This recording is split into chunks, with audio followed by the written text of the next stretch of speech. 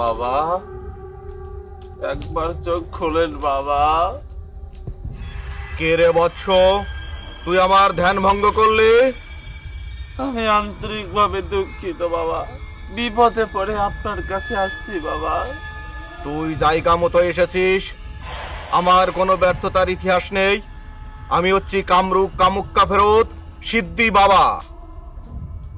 আমি তোর এমন বশীকরণ করব, পৃথিবীর কেউ এই বশীকরণ থেকে মুক্তি পাবে না।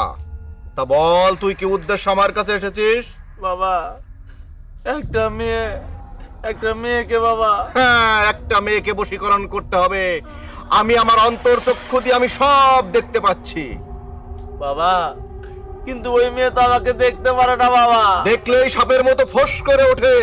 আহ, কারণ কি জানিস? কি বাবা? কারণ সেই মেয়ে অবস্থান করে শনিতে, আর তুই অবস্থান করিস বৃহস্পতি গ্রহে। দুইজন দুই মরিতে অবস্থান করার কারণে সে তোকে দেখলেই সাপের মতো ফোঁস করে ওঠে। বাবা গো, যতই ফুস করে দেখ বাবা, এখন কি করতে হবে বাবা, আপনি সেটা বলেন বাবা। তুই চিন্তা করিস না বৎস, তুই জায়গা মতো চলে এসেছিস। তোর কপাল ভালো, এই সিদ্ধি বাবার দেখা পেয়েছিস। এই সিদ্ধি বাবা এক জায়গায় বেশিক্ষণ থাকে না। কেন বাবা? সারা দেশে তোর মতো ব্যর্থ প্রেমিকদের খুঁজে খুঁজে বশীকরণের তাবিজ দেয়। বাবা গো, আমার সে একটা তাবিজ দেন বাবা। জয় বাবা ভোলানাথ। বল, তুই কি চাস? বাবা, যেভাবে হোক বাবা, ওই মেয়েটাকে একটা বশীকরণ করে দাও বাবা। ওই মেয়ে যেন আমার সাথে আটার মতো লেগে থাকে বাবা।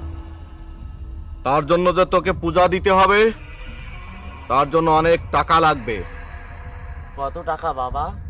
৫,০০০ টাকা। এত টাকা লাগে বাবা? এই মূর্খ মানব, এই সিদ্ধি বাবার কথার উপরে কথা বলেই। বাবা, টাকা বের করতেছি বাবা। Money is not doesn't matter বাবা। বাবা, ৫,০০০ দেওয়া লাগবে বাবা।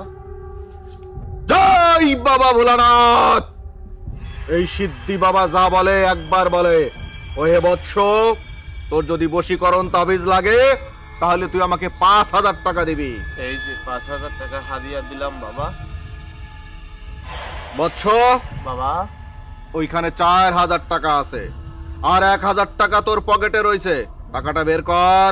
না বাবা, গুনতেছিলাম, হঠাৎ করে টাকাটা বাবা বাম হাত থেকে ডান হাতে। জয় বাবা লোকনাথ, জয় বাবা ভোলানাথ। এই সিদ্ধি বাবা অন্তর চক্ষু দিয়ে সব দেখতে পারে। ৫,০০০ টাকা দিছি। জি বাবা।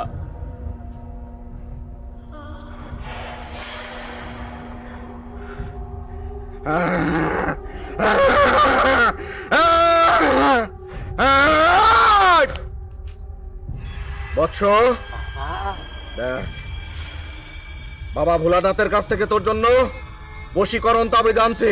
বাবা, তুই এইটা নিবি, নিয়ে ওই মেয়ের কপালে ছোঁয়াই দিবি। জি বাবা। দেখবি ওই মেয়ে তোর পিছন পিছন ঘুরতেছে।